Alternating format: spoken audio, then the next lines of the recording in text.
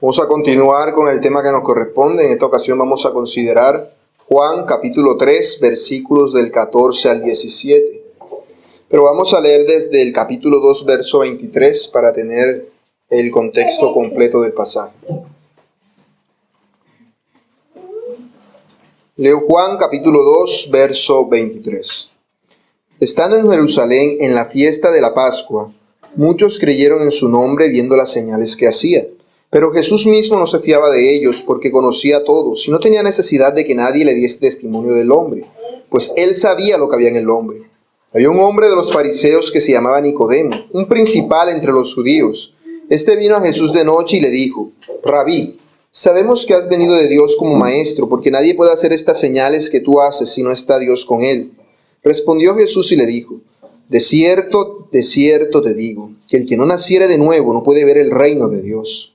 Nicodemo le dijo: ¿cómo puede un hombre nacer siendo viejo?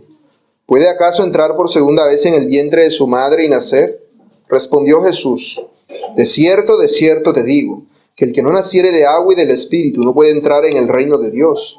Lo que es nacido de la carne, carne es, y lo que es nacido del Espíritu, Espíritu es. No te maravilles de que te dije: os es necesario nacer de nuevo. El viento sopla de donde quiere y oye su sonido, mas ni sabes de dónde viene ni a dónde va. Así es todo aquel que es nacido del Espíritu.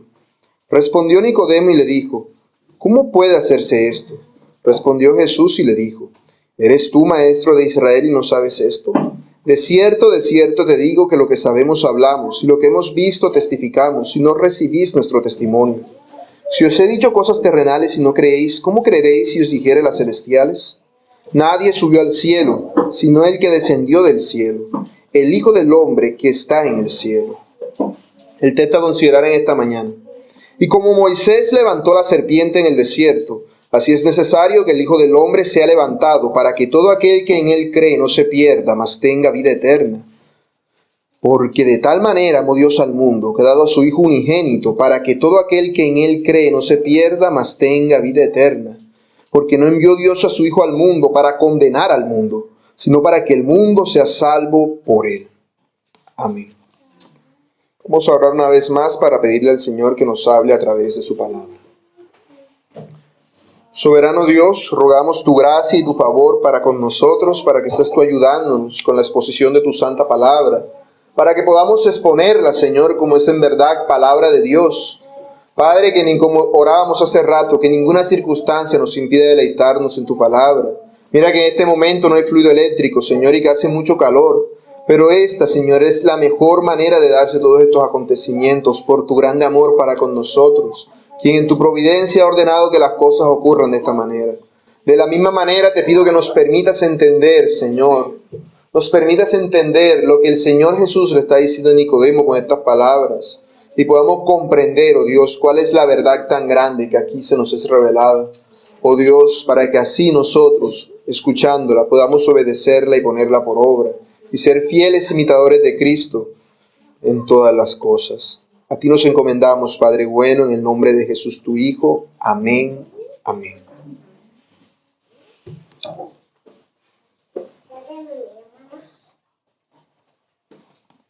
Todos nosotros creo que sabemos lo que la palabra de Dios nos dice acerca de ese pasaje. De hecho, el versículo 16 es el versículo más famoso de toda la Biblia.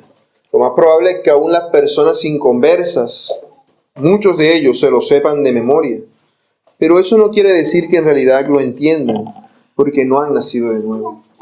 Hace 8 días hablábamos acerca del gran problema que tienen las personas para entender lo que la palabra de Dios nos dice.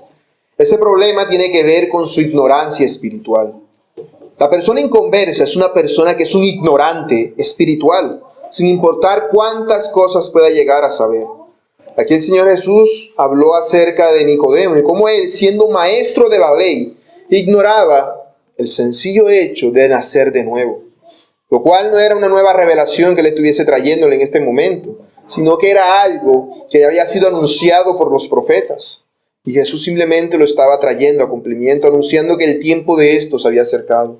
El tiempo de que se estableciese el nuevo pacto del cual el Señor les había hablado. El problema para esto es que ellos, todas las personas sin Dios, son incrédulos. Al ser incrédulos, eso los hace ser ignorantes, espiritualmente hablando. Es como un ciego tratando de leer un libro que no sabe leer. Un libro. Soy ciego, voy a leer un libro, pero no sé braille. Y el libro no está escrito en braille. El braille son los libros esos con punticos que ellos pasan los dedos y leen. Bueno, pero el libro no es así, es un libro normal y yo no sé leer ese idioma. Y aún así, hago que leo y luego vengo y empiezo a explicarlo. ¿Será que tendrá mucha coherencia lo que estaré diciendo? Eso es lo que ocurre en este caso con estas personas. Aquellos incrédulos que se creen que saben acerca de Dios son los peores que puede haber. En una situación mucho mejor si hay una persona totalmente incrédula, pero que sabe que no sabe nada de Dios, a uno que se cree que sabe. Porque que se cree que sabe, está convencido que en el día del juicio final, el Señor lo va a aplaudir por todas sus buenas obras y le va a decir, ven, entra al reino de tu antepasado Abraham. Esta era la idea que Nicodemo tenía en su mente acerca de la vida eterna, acerca de lo que ocurría después de la muerte. Estos eran los conocimientos que ellos como judíos tenían. Pero todo esto se desprendía de su ignorancia, porque en su ignorancia en algún punto habían tergiversado la sana doctrina y la habían enredado con sus propias doctrinas. Así pues, ellos sabían que había de venir el Mesías, pero no entendían por completo lo que el Mesías vendría a hacer. Ellos sabían que el Mesías vendría a condenar al mundo, y lo va a hacer cuando Él vuelva por segunda vez. Pero el problema es que ellos no sabían eso, no entendían eso, no lo habían visto en las Escrituras. El Mesías no había de venir una sola vez, sino dos. Por eso ignoraban por completo cuál era la misión del Mesías, del Señor Jesucristo. Y esto es lo que el Señor Jesucristo le aclara a Nicodemo en este pasaje. Por eso a este sermón lo he llamado la misión del Mesías. Y trataré de explicar tres aspectos o tres objetivos que se pretende lograr con esta misión en su primera venida. Uno de ellos es ser el objeto de la fe. Otro, demostrar el amor de Dios. Y otro, traer salvación al mundo.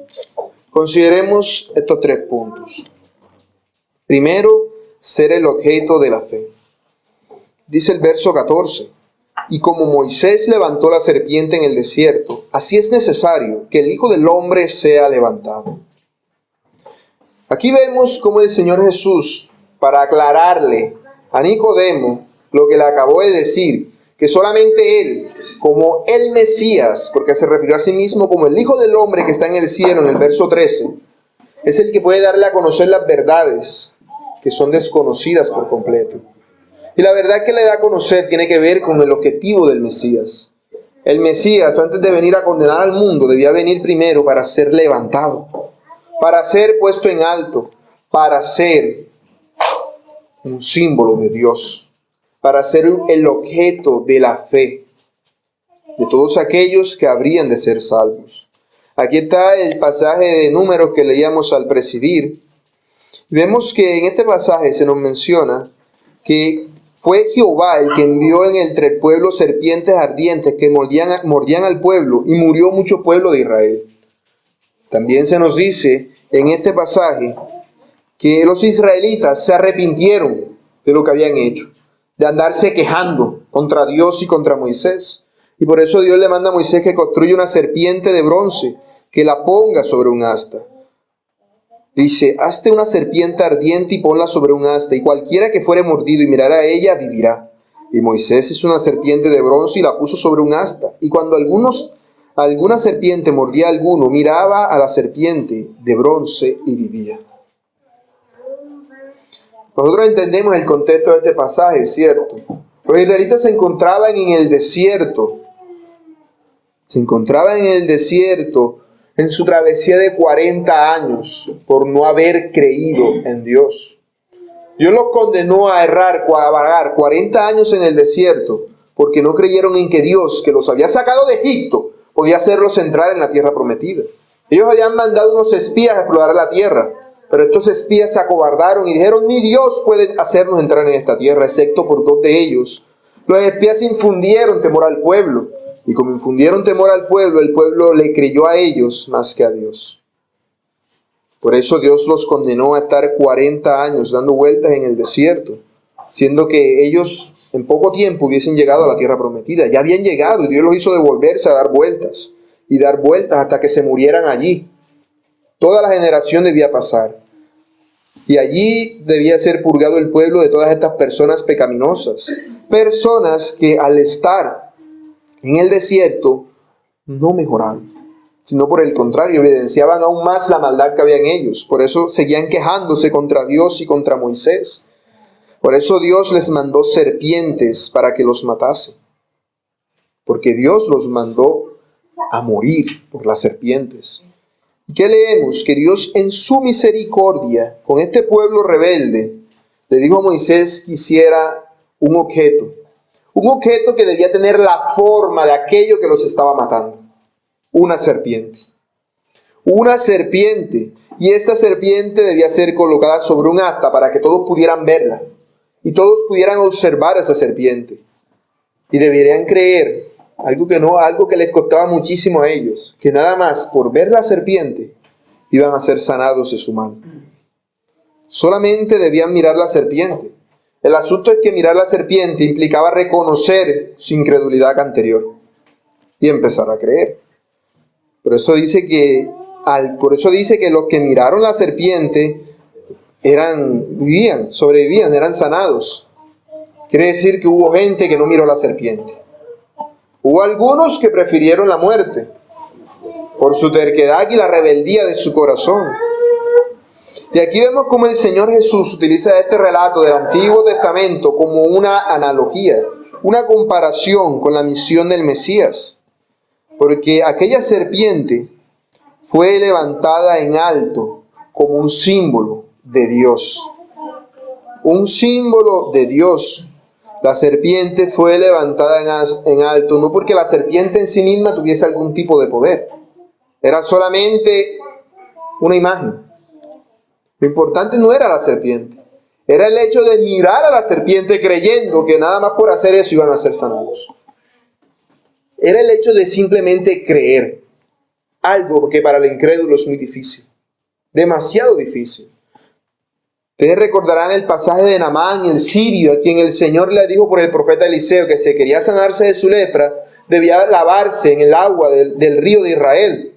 Pero él se negaba a hacerlo porque sabía que ese río no era precisamente el mejor río de todos.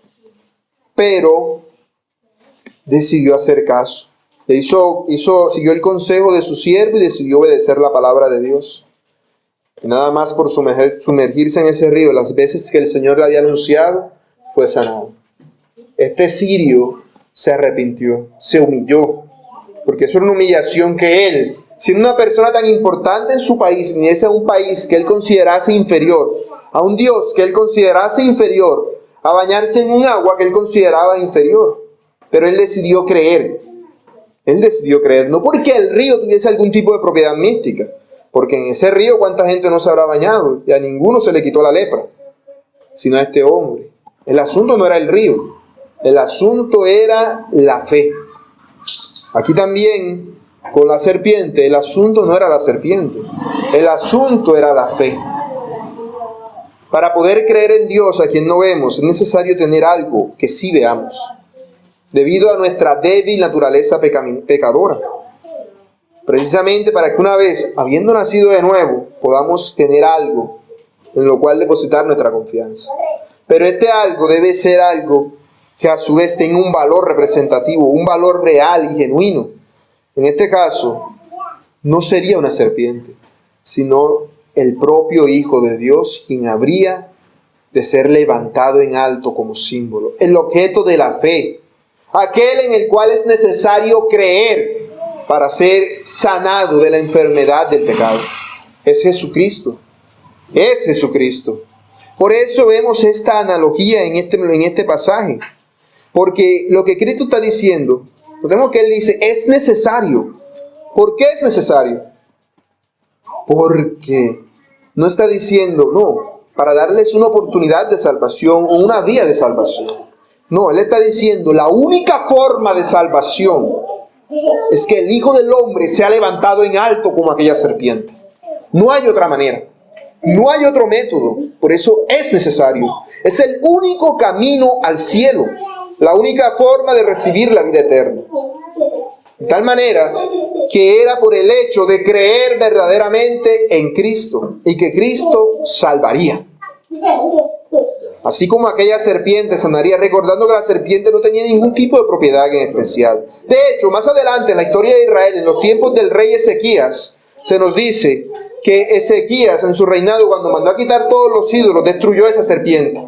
Porque los israelitas en su pecado se habían puesto a adorarla. Y le habían dado nombre, decían que era Nejután, el dios culebra. Entonces Ezequías tuvo que destruir a esa serpiente que Dios mismo había mandado a hacer. Así que no era algo que la serpiente en sí misma pudiera hacer, sino que era un símbolo del poder de Dios. En este caso, vemos que es Cristo Jesús el que ha de ser levantado como el objeto de la fe. Un símbolo genuino y verdadero, que no solamente es un símbolo, sino que a diferencia de aquella serpiente, sí tiene poder en sí mismo. Sí tiene poder en sí mismo, porque la raza humana por sí misma no puede hacer nada. No existe ningún medio, ningún esfuerzo que uno pueda hacer para ganarse el cielo. Esta era la verdad que a Nicodemo no le cabía en la cabeza. Todo lo que tú has hecho hasta ahora en tu vida no te sirve absolutamente para nada. La única forma es esto. La única forma es que el Hijo de Dios, el Hijo del Hombre, se ha levantado en una cruz. Se ha levantado en una cruz y se ha hecho pecado. El Hijo del Hombre debía ser hecho maldición por nosotros que estamos bajo maldición. Porque recordemos que lo que se levantó en alto era aquello que los estaba matando a los israelitas. Aquí el Hijo del Hombre debía ser aquello que está matando a los que va a salvar. Y si lo que está matando a los seres humanos es el pecado, el Hijo del Hombre, el Hijo de Dios, debía ser hecho pecado. Por eso debía ser colgado de un madero, lo cual era un símbolo de maldición. Cristo debía ser el Cordero, la figura que tanto tipificaban con los sacrificios que se hacían en el templo continuamente, ese sacrificio que serviría como sustituto, aquel sobre el cual Dios pondría todos nuestros pecados en un único lugar. Todos los seres humanos que han creído en Cristo, desde antes de que Cristo viniera, en el tiempo en el que Cristo vino, ahora y después de nosotros, solamente pueden ser salvados por eso, por ese único sacrificio que es el de Cristo Jesús. Él bebió la copa de nuestros pecados. Él absorbió nuestros pecados. Él se contaminó a sí mismo en ese sentido con ellos al recibir el castigo que nosotros merecíamos. Ser contaminado, recuerden que me refiero con el hecho de recibir el castigo que nosotros merecemos. Porque si yo vengo y me tomo un agua contaminada, yo me contamino y el castigo es que tengo que ir al baño o algo así. Algún tipo de problema me ocasiona. Hay una consecuencia por ese hecho. De la misma manera, nosotros estamos contaminados por el pecado. Pero esa contaminación de pecado fue puesta sobre Cristo. Él recibió el castigo. Así, también Cristo fue ofrecido solo una sola vez para llevar los pecados de muchos. Dice Hebreos 9:28. Él fue el sacrificio expiatorio por el pecado para proveernos la justificación, para que legalmente se hiciera la transferencia de todos nuestros pecados a Él, para que nosotros pudiésemos ser contados como justos. Esto lo hace Dios para reconciliar consigo mismo al mundo. Porque lo que Dios quiere es traer salvación de la ira de Dios. Porque lo que piensa la mayoría de las personas que es, no, que el que se va al infierno y allí es atormentado por el diablo. Ignorando que en realidad lo que les atormentará es la ira de Dios que ahora mismo ya les atormenta. Ya les atormenta. Porque fue Dios quien mandó a las serpientes a matar a los israelitas. Fue Dios. Y es Dios quien derrama su ira sobre el pueblo impío y pecador. Pero para que esto pudiese ser válido, el Hijo del Hombre, para que Él pudiese ser un símbolo válido ante Dios, el Hijo del Hombre debía ser perfecto. Él debía ser un vaso totalmente limpio y absolutamente perfecto, que pudiese llevar sobre sí los pecados de todos. Si Cristo hubiese cometido, así sea un solo pecado, en algún punto de su vida, así sea cuando era un niño pequeño, entonces su sacrificio no hubiese valido para nada. porque no sería un símbolo adecuado. ¿Cómo podríamos depositar nuestra confianza en un ser que es pecador como nosotros? Debemos poner nuestra confianza en aquel que, sin haber cometido pecado nunca, llevó sobre sí nuestros pecados. Porque, como dice Isaías, Él nunca hizo maldad, ni hubo engaño en su boca. Sin embargo, el peso de nuestra maldad fue sobre Él. Él fue herido por nuestras transgresiones. Él recibió el castigo que nosotros merecíamos. Por eso Él puede ser el símbolo justo de salvación. Él es aquel a quien Dios escogió como instrumento. Porque fue Dios el que así lo quiso. Y yo sé que nosotros lo tenemos claro, pero debemos entenderlo. Fue Dios el que envió a Jesús a morir en la cruz. Fue Dios el que así lo decretó. No fueron los judíos. No fue Poncio Pilato, ni fue Herodes. Fue Dios quien proveyó cordero para morir en nuestro lugar. Recordando aquel pasaje del Antiguo Testamento en Génesis, en el que se nos habla acerca de Abraham e Isaac, y cómo se le mandaba a Abraham que matase a su propio hijo. Pero Dios impidió este acto y le proveyó un cordero para el sacrificio. De igual manera, Dios impidió la muerte de todos, la destrucción y la aniquilación total de la humanidad en el infierno, al enviar a Cristo Jesús para salvación. Por eso dice Hechos 2:22, el apóstol Pedro: Jesús Nazareno, varón aprobado por Dios entre vosotros con las maravillas, prodigios y señales que Dios hizo entre vosotros por medio de él, como vosotros mismos sabéis. Esto era lo que Nicodemo tenía en mente: los prodigios, maravillas y señales que Dios hizo por medio de él. A este, entregado por el determinado consejo y anticipado conocimiento de Dios, prendisteis y matasteis por manos de inicuos, crucificándole, al cual Dios levantó, suelto los dolores de la muerte, por cuanto era imposible que fuera retenido por ella. Porque Cristo era el justo, que murió por los injustos. Notemos que tanto en el relato de Moisés y la serpiente en el desierto, y la obra de Cristo que acá se nos menciona, la muerte se nos presenta como amenaza de castigo por el pecado. También vemos cómo es Dios mismo quien en su gracia soberana y magnánima da una solución al problema. Él es el que provee el remedio. En ambos casos el remedio consiste en que alguien, en el caso de la serpiente era algo, y en el caso de Cristo es alguien, ha de ser levantado a la vista de todos, ha de ser proclamado en boca de todos, para que todos puedan creer en Él.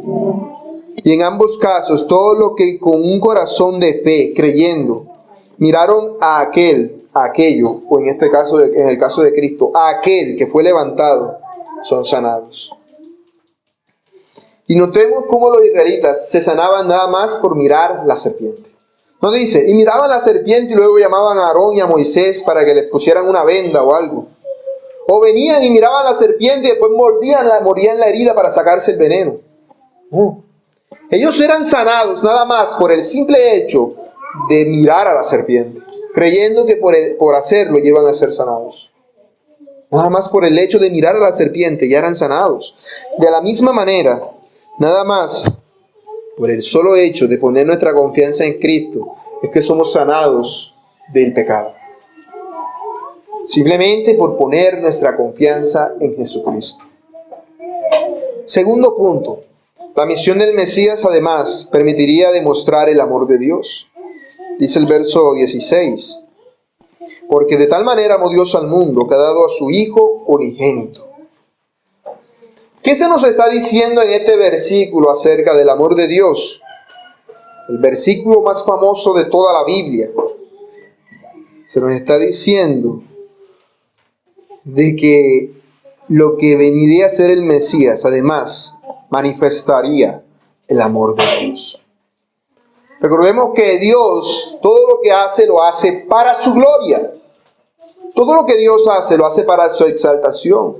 Y la gloria de Dios solamente es dada a conocer a través de la manifestación de sus atributos. Dios había mostrado su misericordia, había mostrado su bondad, había mostrado su fidelidad, aún su ira. y aún había mostrado en pequeña forma su amor. Pero para que su amor fuese manifestado por completo, debía ser hecho algo incomparable. De tal manera que el amor de Dios no pudiese ser comparado con ningún amor humano. Debía ser hecho algo incomparable. Si no, el amor de Dios pudiera ser solamente un amor como el nuestro, pero más grande. Pero no es así. Es algo que sobrepasa de una manera colosal todo lo que nosotros podemos imaginar.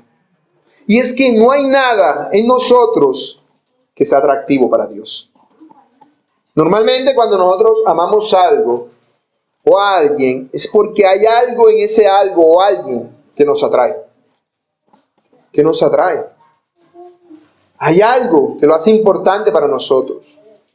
En el caso del amor eros, tiene que ver con la belleza física o algo así. El amor filial tiene que ver con esa dependencia emocional que se tiene en cierta persona. Sea porque se ha crecido con esa persona o porque se ha tenido un vínculo con ello que se ha ido forjando con el tiempo. Pero cuando hablamos del amor de Dios, ¿qué hay en nosotros que nos haga atractivos ante Dios? No lo hay. No hay nada. Delante de Dios somos muertos en delitos y pecados. De tal manera que en este plan de salvación lo que Dios está haciendo es en su bondad demostrarnos su amor para con nosotros. Nosotros no amamos a Dios. Sin Dios, sin haber nacido de nuevo, nunca hemos amado a Dios. Y aún habiendo nacido de nuevo, ese amor que en nosotros ha sido puesto, no está en nosotros, fue puesto. No nació de nosotros. No surgió de nuestros buenos deseos y de nuestra bondad, sino que surgió en el corazón de Dios. Dios nos amaba tanto y cogió un poquito de ese amor y lo puso en ti, para que tú le ames a Él. No salió de ti. Por eso dice Romanos 5:8 que Dios muestra su amor para con nosotros en que siendo aún pecadores, Cristo murió por nosotros. Esto fue lo que escribió el apóstol Juan en su primera carta. Juan capítulo 4 verso 10. En esto consiste el amor. No en que nosotros hayamos amado a Dios, sino en que Él nos amó a nosotros y envió a su Hijo en propiciación por nuestros pecados. Eso es el amor. No en que tú ames a Dios, sino en que Dios te amó primero. Es lo que dice el verso 19 del mismo capítulo 4 de primera de Juan. Nosotros le amamos a Él porque Él nos amó primero. De eso se trata. Este es un amor que es incomprensible para nuestra mente. Un amor que nos permite ver, echarle un vistazo a la diferencia abismal que existe entre Dios y nosotros. Un atributo que no tiene punto de comparación. Y todo el mundo habla, ay, que Dios es amor, que esto y aquello. Pero no entienden lo que significa en realidad el amor de Dios. No hay palabras en nuestro lenguaje que puedan expresar el amor de Dios. No las hay. Es imposible que yo pueda usar un término que diga puntualmente cómo es el amor de Dios. Me sale más fácil explicarles a ustedes cómo es que Dios escoge a las personas para salvación, que explicar de qué manera es el amor de Dios. Explicar un término que me permita explicar cómo es ese amor de Dios. No lo hay. No lo hay. Me es más sencillo explicar cualquier otra cosa que eso. El amor de Dios es incomprensible. Por eso en 2 Corintios 9:15, Pablo, al no poder explicarlo, simplemente dijo que era un don inefable. No tiene explicación. Por eso Juan dice, de tal manera, indicando algo que apunta a lo infinito, enfatizando algo que sigue ocurriendo, que siempre ha ocurrido y que va a seguir ocurriendo. Algo continuo. No es algo que mostró su amor en la cruz y ya. No, es que al mostrar su amor en la cruz, ese amor se expande y llena todas las cosas. Es como si Dios derramase agua desde el cielo y esa agua cayese sobre la cruz. Y al caer sobre la cruz, se expande y se riega por todas partes y lo cubre todo. Es algo que no se puede explicar. Por eso es que ese amor es de Dios, porque solamente Él puede hacerlo. Y entendamos, Cristo Jesús vino a morir en la cruz por el amor de Dios hacia nosotros. Y cuando digo Dios me refiero a Dios Padre. Dios Hijo nos ama, sí, porque Dios Padre nos ama. La fuente de ese amor es el Padre. Es la primera persona de la Trinidad. Él es la fuente de ese amor. Porque Dios es la plenitud de todas las cosas. Si yo contase todas las virtudes y todas las cualidades que tenemos todos los seres humanos juntas, y las tomase y las hiciese crecer hasta el infinito, no tendrían punto de comparación con el amor de Dios. No tendrían ningún punto de comparación. Ahora, notemos que el objeto de este amor, aquello que Dios ama, es el mundo. ¿Y qué es el mundo? Porque claro, cualquiera lee esto y dice, pero ¿y qué? Dios no es enemigo del mundo, dice en otras partes. Se contradice la Biblia. O otros pueden decir, no, es que se refiere a todas las personas del mundo. Por eso todos vamos a ser salvos. Pero vemos que claramente no se refiere a eso. Porque el pasaje sigue hablando de personas que están bajo condenación. De hecho, el verso 18 habla de que hay gente que está en condenación. Y si Dios hubiese enviado a su Hijo para salvar a todas las personas del mundo, nadie se hubiese perdido. Jamás. Todas las personas del mundo hubiesen sido salvas. No hubiesen existido guerras en el mundo ni maldades. Porque todo el mundo hubiese sido cristiano. Desde siempre y hasta siempre. De tal manera que cuando se nos dice esto, no se nos habla de un universalismo, de una salvación universal. No. Lo que se nos está diciendo es que hay un único Salvador para todas las personas del mundo. Hay un único camino de salvación para todas las personas del mundo. Pero solamente aquellos que han nacido de nuevo, aquellos que han nacido del Espíritu y que han puesto los ojos en el Hijo de Dios que ha sido levantado, recibirán esa salvación. Solamente ellos. En 2 Corintios 5:19, Pablo utilizó el término mundo de una forma similar. Él dice, Dios estaba en Cristo reconciliando consigo al mundo, no tomándoles en cuenta a los hombres sus pecados, y nos encargó a nosotros la palabra de la reconciliación. Cuando dice que Dios estaba con Cristo reconciliando al mundo, no se refiere a una salvación universal, como si el mundo entero fuese a ser reconciliado por Dios. No, lo que se nos está diciendo es que para todo el mundo hay solamente un reconciliador. Hay solamente un camino de salvación. No, que a los judíos me manifiesto como Cristo y entonces ahora voy a venir entre los aztecas y voy a manifestarme como el azteca, no sé qué. Y voy a ser otro Cristo. No. No, está diciendo que para todas las personas del mundo hay solamente un reconciliador, que es Cristo Jesús. Porque cada uno de nosotros, como dice Pablo en el capítulo 5 de 2 de Corintios, en el verso 20, así que somos embajadores en nombre de Cristo, como si Dios rogase por medio de nosotros. Os rogamos en nombre de Cristo, reconciliaos con Dios. No está diciendo que todo el mundo está reconciliado, sino que nosotros somos embajadores de Dios para la reconciliación del mundo. Cristo había de ser aquel que reconciliaría al mundo con Dios. Ese puente entre el cielo y la tierra, la escalera que vio Jacob en su sueño. Además, notemos que se nos dice que Dios ha dado a su Hijo unigénito. Por eso dice, este es mi Hijo amado en quien tengo complacencia. Es decir, este es su Hijo unigénito, su Hijo que es de su mismo gen, de su misma esencia, el único que es igual a Él en su clase, el único que comparte lo que Él es, aquel a que el Padre ama. Es lo que dice en el capítulo 3, en este capítulo, versículo 35, cuando dice que lo ama y todas las cosas ha entregado en su mano. Aquel a quien Dios exaltó hasta lo sumo, le dio un nombre que es sobre todo nombre, como se dice en Filipenses 2:9. Aquel con quien él había con el que había disfrutado una comunión íntima desde la eternidad. Él no estaba entregando simplemente a un ángel. No, Él estaba entregando lo que más amaba. Aquel que comparte una completa comunión con Él, el Hijo. El Hijo fue el que fue entregado. Por eso se nos habla de que entregó a su Hijo, el unigénito de Dios. Todo el énfasis de este texto recae en la grandeza de ese amor tan grande, valga la redundancia, de Dios entregar lo que más ama por amor a nosotros. Entregar lo que Él más ama en amor a aquello que no tiene ninguna razón de ser amado. Él entregó a su Hijo como ofrenda por nuestros pecados. Él no lo escatimó, como dice el apóstol Pablo.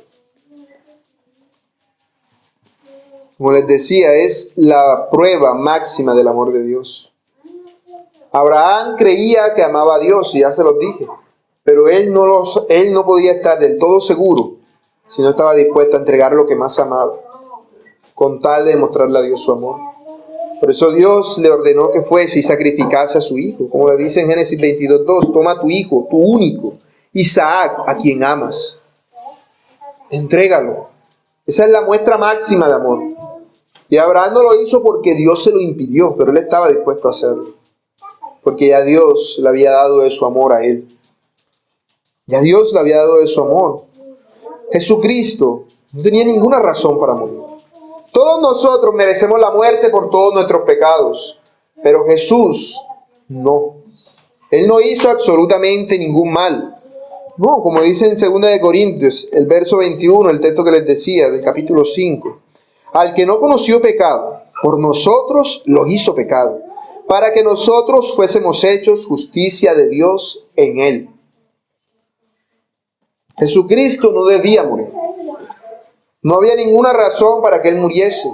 Y no había ninguna razón para que tú vivieses. No hay ninguna razón para que Él experimentase la cruz. Pero hay todas las razones para que todos nosotros experimentemos el infierno. Por eso vemos que al enviar a su Hijo a morir en la cruz, el Padre está demostrando su amor de una manera incomprensible. Lo hizo morir. Es lo que se nos decía ya desde tiempo antiguo en Isaías del Mesías, cuando dice: todos nosotros nos descarriamos como ovejas, cada cual se apartó por su camino, mas Jehová cargó en él el pecado de todos nosotros. En Él fue cargado el pecado de todos nosotros. Por eso vemos que se nos dice de que Dios lo humilló. Porque dice que Dios, enviando a su Hijo en semejanza de carne de pecado y a causa del pecado, condenó al pecado en la carne. Romanos 8:3. También dice en Gálatas 4:4. Pero cuando vino el cumplimiento del tiempo, Dios envió a su Hijo, nacido de mujer y nacido bajo la ley, para que redimiese a los que estaban bajo la ley, a fin de que recibiésemos la adopción de hijos.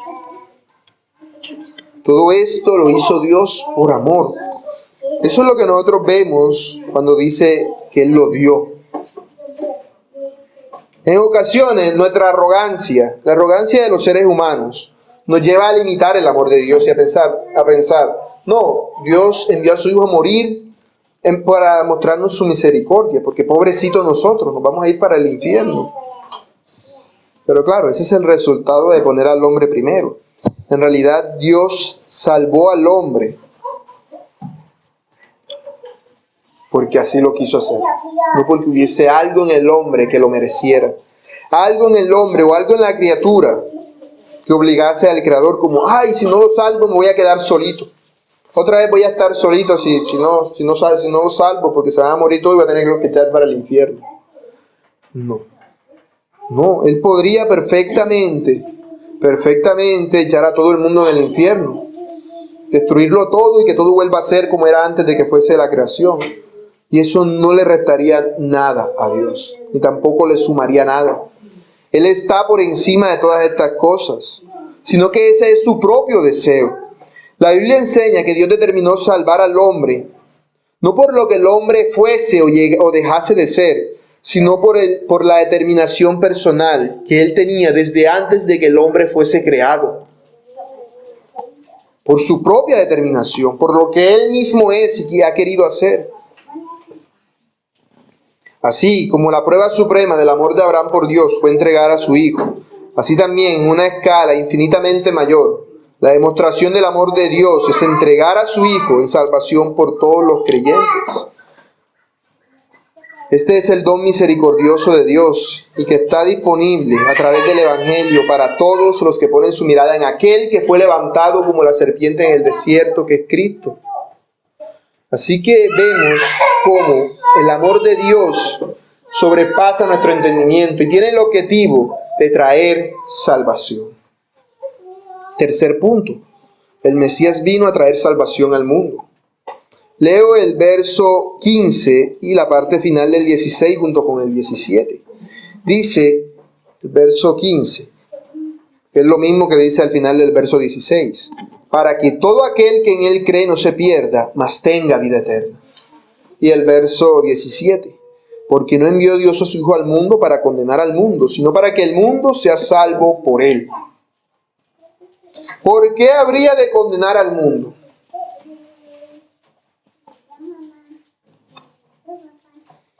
Habría de condenar al mundo precisamente porque el mundo se ha rebelado contra Dios. Por eso Dios ha de condenar al mundo, porque el mundo es precisamente lo contrario a Dios. Sin embargo, cuando el Mesías vino por primera vez, no vino a manifestar esa condenación. Esto era lo que Nicodemo y los judíos en sí no entendían. No entendían lo que el Padre estaba haciendo.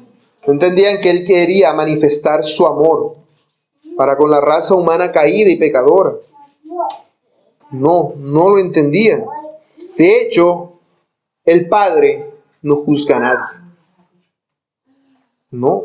Dice en el capítulo 5, versículo 22 exactamente eso. El Padre no juzga a nadie, sino que todo el juicio lo dio al Hijo. El Hijo es el que ha de juzgar al mundo. Ante Él es que toda la creación habrá de rendir cuentas, porque Él ha sido dado todo juicio. Por eso es Él quien ha de morir, quien ha de ejecutar el plan de salvación de Dios. El amor de Dios se orienta y se manifiesta hacia el mundo. Este amor manifiesta el amor de Dios en la salvación, para que todo aquel que en Él cree no se pierda. Pero ¿qué es perderse? ¿A qué se refiere Jesús cuando habla de perderse? Perderse es recibir este juicio final y eterno que Dios ha preparado. Las palabras no se pierdan, no significan simplemente que muera y ya, que pierda la existencia física. Tampoco que sea aniquilado y ya. No.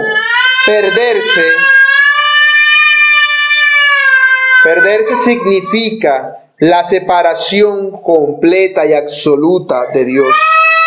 Quedar expulsado de la presencia de Dios para siempre. Experimentar la ira de Dios en su máxima expresión. Algo que empieza en esta vida y que va en aumento. Todos los pesares y todos los problemas que tenemos en esta vida son una manifestación de la ira de Dios para todos los hombres en general, pero del cual los creyentes hemos sido salvados como tizón del fuego, pero que en los demás no es así, sino que Dios deja caer gotica por gotica de la ira de Dios. Él toma su copa, mete su mano y deja caer la gotica en la persona, la gotica, y cada vez deja caer más y más goticas y va dejando caer hasta que voltea toda la copa y se la vierte encima, y experimentan en lo sumo la ira de Dios. Es decir, la ira de Dios es algo progresivo, va en aumento. Y se manifiesta en las personas al dejarlos Dios que abunden en sus pecados, en que les vaya bien en todo lo malo que hacen y que se proponen hacer. Esto es una manifestación de la ira de Dios y que será manifestada en su culminación en el infierno. Una culminación en la cual las personas recibirán la ira de Dios no solamente en el alma, sino también en el cuerpo. Ese es el gran día de la ira de Dios, el día de la ira del Cordero. Y por eso es tan significativo el uso de la expresión vida eterna. Esta expresión aparece 15 veces en este Evangelio. Y a lo que se refiere es a la participación que tienen aquellos que han puesto su mirada en aquel que fue levantado de su misma vida y de su misma felicidad. Es el hecho de estar unidos a Él. Porque la muerte es la separación de Dios. El infierno es la separación absoluta del amor de Dios, por el cual Dios deja salir su sol sobre justos e injustos. Pero llegará un momento en el cual los injustos ni eso experimentarán. Ni siquiera una gotica de agua. Porque tú puedes decir, ay, qué calor hace. Ay, qué mal huele. Ay, qué bulla hay. Pero imagínate cómo será eso en el infierno. Imagínate el calor que puede haber en la llama sin fin. Imagínate lo que pueden oler los cuerpos calcinándose sin fin y pudriéndose sin acabar. E imagínate escuchar el llanto y el crujir de dientes de los que allí están. Porque han sido separados por completo de la vida de Dios que es en Cristo Jesús. Cristo Jesús es la vida eterna y estar unidos a Él es tener esa vida, es experimentarla. Por eso Él mismo lo dice en el capítulo 17, verso 3, y esta es la vida eterna, que te conozcan a ti, el único Dios verdadero, y a Jesucristo a quien has enviado. La vida eterna es ser hechos semejantes a Dios, es ser restituidos a la gloria de Dios, de la cual el ser humano fue destituido por causa del pecado, restituidos a su semejanza, de tal manera que somos uno con Cristo, y la vida eterna que está en Dios viene a vivir en nosotros y fluye por nosotros. Podemos experimentar entonces el gozo y la felicidad que hay en Él. Que hay en Él pasa a ser de nosotros. La vida eterna es aquella vida que pertenece en su máxima expresión al futuro, al reino de gloria, pero que por la fe pasa a ser nuestra posesión aquí y ahora. La vida eterna se manifestará en su máxima expresión cuando estemos en el siglo venidero, cuando estemos en la presencia de Cristo. Pero por causa de la fe es traída desde el futuro hasta acá ahora en nosotros y experimentamos goticas, por así decirlo, de eso, que van en aumento, que deben ir en aumento, de santificación. Fíjense que para el que está sediento y hambriento, una gotica es como el regalo más grande que puede haber. Pero esa gotica no es nada comparado con lo que viene después. Y digo goticas, no porque Dios nos dé un poquitico, sino porque comparado con todo lo que viene después, todo lo que recibimos de Dios en esta etapa de la eternidad, es una gotica del océano. No porque sea poco. Claro, porque si un planeta suda y te echa la gota de sudor, te ahoga. Así, una gotica del amor de Dios es más que suficiente para esta leve tribulación momentánea que vivimos aquí. Es suficiente. Por eso nosotros, al nacer de nuevo, experimentamos comunión con Dios. Experimentamos el amor de Dios en nosotros. Experimentamos su paz y su felicidad. De tal manera que el nuevo creyente deja de encontrar felicidad en sí mismo, que es lo que siempre ha hecho desde el momento en el que nació el ser humano. Desde que nace experimenta felicidad en sí mismo, en lo que yo quiero, en lo que yo deseo, en lo que yo necesito, en lo que a mí me gusta. Y empieza a encontrar felicidad en Dios. Para él, acercarse a Dios es un motivo de gozo y de alegría. Orar es experimentar un gozo del cielo. Leer la Biblia es leer palabras de amor de la persona que más le ama. Ayudar a sus hermanos, tener comunión con ellos, es estar en la presencia de la persona que ama. Empieza a ver algo en el creyente cuando nace de nuevo que antes no había. Amor hacia Dios. Amor hacia Dios. Desea estar con Dios. De tal manera que dice, yo quiero que sea domingo para aprovechar y poder deleitarme en el Señor completamente. Esa es una calidad de vida diferente, que es totalmente contraria a cómo se caracteriza la vida de este tiempo. La vida en este presente siglo malo. Pero cuando dice vida eterna se refiere a una vida que no tiene fin, a una vida que no termina nunca. Por eso, cuando el creyente recibe vida eterna, es vida eterna. Es decir, que no es algo que se vaya a acabar. No es algo que se te pueda perder. No, yo recibí vida eterna y se me acabó la vida eterna. Y por eso me fui para el mundo. No. La vida eterna no se pierde. no se pierde porque fluye de Dios hacia ti. Es como si hubiese un cable conectado de Dios hacia ti, o un tubo, y por ahí está la pluma abierta y fluye.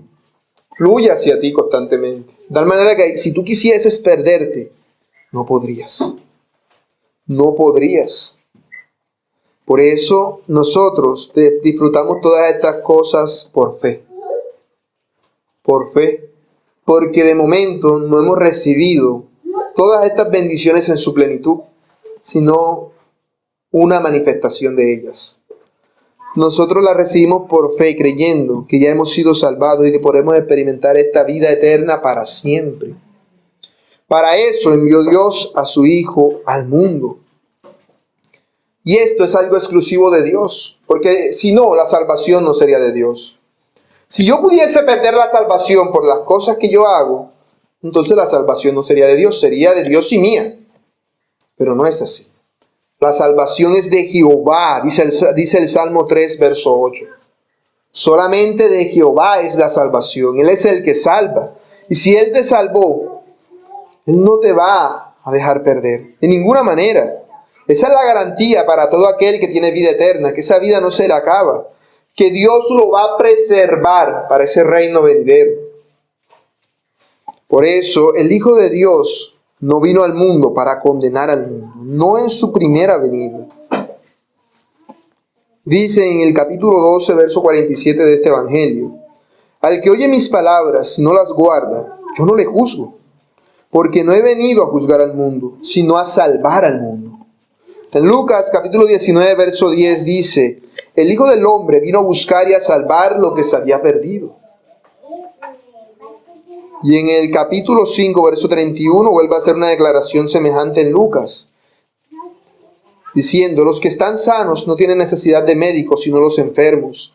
No he venido a llamar a justos, sino a pecadores al arrepentimiento. Dios juzgará a quienes rechacen a su Hijo, a través de su Hijo. Sin embargo, ese juicio no era el objetivo de Cristo en su primera venida. No, sino que es la consecuencia de rechazar la primera venida de Cristo. Esa es la consecuencia. La misión del Mesías no era simplemente ayudar a la nación de Israel, la cual era la idea que tenían los judíos acerca de la salvación. El Mesías vendría y salvaría a Israel y condenaría al mundo. Israel sería puesto como lo más importante. Jerusalén sería elevado y exaltada como la ciudad más importante del mundo, y todos los judíos serían los más importantes sobre la tierra. Y el Mesías vendría como la mano de Dios a ejecutar la condenación sobre todas las demás personas del mundo. Eso era lo que ellos pensaban. El problema era que no entendían que eso era algo totalmente contrario a lo que Dios enseñaba en su palabra. Era algo totalmente contrario. No porque estuviesen equivocados en ese suceso, porque así es como ha de ser, sino tenían una idea equivocada acerca de quién era el pueblo de Dios. Para ellos, el pueblo de Dios era nada más ser descendiente de Abraham, y no entendían que ser parte del pueblo de Dios tenía que ver con tener la fe de Abraham, la cual sería dada a todas las personas del mundo. El verdadero Israel será puesto por sobre todas las demás naciones y estará en la nueva Jerusalén, cuando el Hijo de Dios venga a condenar al mundo en su santo reino y en su santa gloria. Esto no era algo nuevo. El hecho de que la salvación no se limitaba simplemente a una raza, no era algo nuevo para los israelitas, no era una cosa celestial, era algo terrenal y había sido anunciado por los profetas. En Amós capítulo 5, versículo 18 dice: ay de los que desean el día de Jehová. ¿Para qué queréis este día de Jehová? Será de tinieblas y no de luz, como el que huye delante del león y se encuentra con el oso, o como si entrase en casa y apoyare su mano en la pared y le muerde una culebra. No será el día de Jehová tinieblas, y no luz, oscuridad que no tiene resplandor. Y esto fue dicho a los judíos, que anhelaban el día de Jehová, pensando que llegaría ese día, y no entendían que ese día había sido decretado en su contra, porque se habían apartado de Dios. Por eso ellos no tenían excusas para ignorar todas estas cosas. La oferta divina de salvación siempre abarcaba a todas las personas de todo el mundo. Siempre. Ellos debían saberlo. De hecho, es lo que había sido anunciado a Abraham. Cuando Dios le dijo, bendeciré a los que te bendijeren y a los que te maldijeren maldeciré. Y serán benditas en ti todas las familias de la tierra de Israel. No. Todas las familias de la tierra. De la tierra. No había un límite. No había una exclusión para los gentiles. De tal manera que el Mesías habría venido a traer salvación a todo el mundo. Habría venido a traer salvación a las personas de todo el mundo. No la condenación. No en su primera venida. Cristo vendría a traer salvación. Y la grandeza de Dios en la salvación del perdido es mucho más grande. Es mucho más grande que la manifestación de su ira sobre los impíos. Sobrepasa todo eso. Porque Dios lo que quiere es que todos los hombres sean salvos y procedan al conocimiento de la verdad. Él quiere que todos los hombres se arrepientan de sus pecados y quiere traer salvación.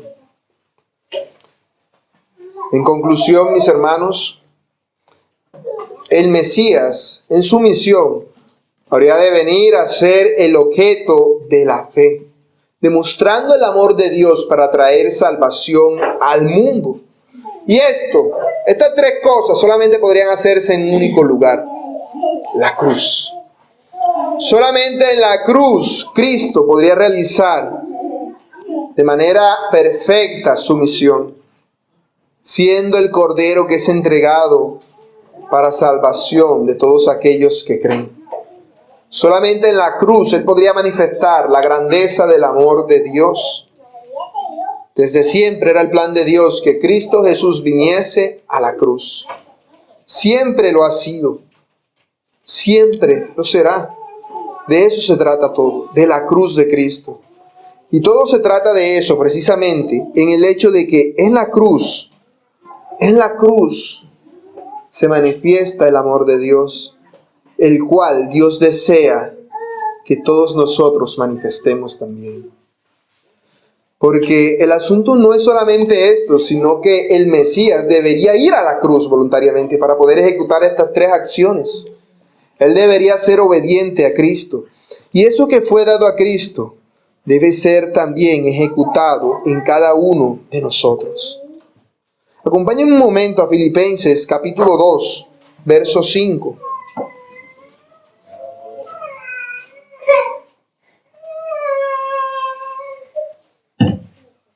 Y miremos lo que Dios nos dice acerca de este suceso. Esto no era algo exclusivo de Cristo, sino que es parte de la misión de cada uno de nosotros como cristianos. Haya pues en vosotros este sentir que hubo también en Cristo Jesús, el cual siendo en forma de Dios no estimó el ser igual a Dios como cosa que aferrarse, sino que se despojó a sí mismo, tomando forma de siervo, hecho semejante a los hombres, y estando en la condición de hombre, se humilló a sí mismo, haciéndose obediente hasta la muerte y muerte de cruz. Esto que fue dado a Cristo por misión es dado a cada uno de los cristianos también por misión. Para eso somos cristianos. Nosotros no vamos a ser el objeto de la fe, pero debemos llevar a otros a mirar ese objeto de la fe. Nosotros no vamos a morir para manifestar el amor de Dios, pero con nuestras vidas, al anunciar a otros, debemos manifestar el amor de Dios. Nosotros no vamos a salvar a nadie, pero debemos llevar a todos a la salvación que hay en Dios. Lo cual, mis hermanos, nos habla mucho acerca de lo mal que estamos viviendo en nuestra vida como cristianos si no estamos haciendo estas cosas. De lo mal que estamos siendo imitadores de Cristo. Porque la misión del Mesías ha de ser también la misión de su iglesia. Debemos levantar a Cristo en alto para que todos puedan verlo. Él se hizo la serpiente de bronce y nosotros debemos ser como Moisés, que tomamos esa serpiente y la ponemos muy en alto para que todos puedan verla. Para que todos puedan posar su mirada en Cristo. Para que todos puedan experimentar el amor de Dios y recibir plena salvación que Él da. Solamente en Jesucristo está esta salvación, mis hermanos. Y tú debes entender esto. Cada día que pasas en tu vida sin llevar a cabo el plan de salvación de Dios, estás errando, estás pecando, porque no estás haciendo la voluntad del que te envió. Por eso todavía no has sido llevado al cielo, para que cumplas la misión que se te ha encomendado. Tú tienes una misión aquí en esta tierra, mi hermano. No has venido simplemente a hacerte rico, famoso, importante, a que te vaya bien, que cumplas tus sueños. Has venido a manifestar a Cristo al mundo entero. Y si no lo estás haciendo, entonces eso te es contado como pecado. Porque para eso seguimos vivos. Por eso cada día que tú pierdes el tiempo en los deleites de este mundo y en las cosas de este mundo, estás haciendo terriblemente mal. Porque muchos siguen a la perdición y no estás caminando por las buenas obras que Dios preparó para que tú andes en ellas, las obras de salvación. Así que te invito, mi hermano, a que te arrepientas y consideres cuál es tu misión en esta tierra, a qué has sido llamado, qué es lo que te toca hacer y si lo has estado haciendo. Si lo has estado haciendo verdaderamente con la premura que Dios tiene en su corazón para esto. Mira a Cristo y a su cruz y considera el evangelio de la cruz.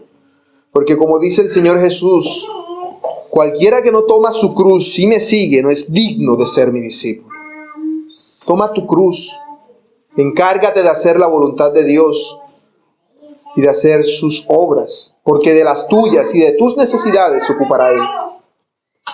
Tú simplemente haz lo que te corresponde hacer.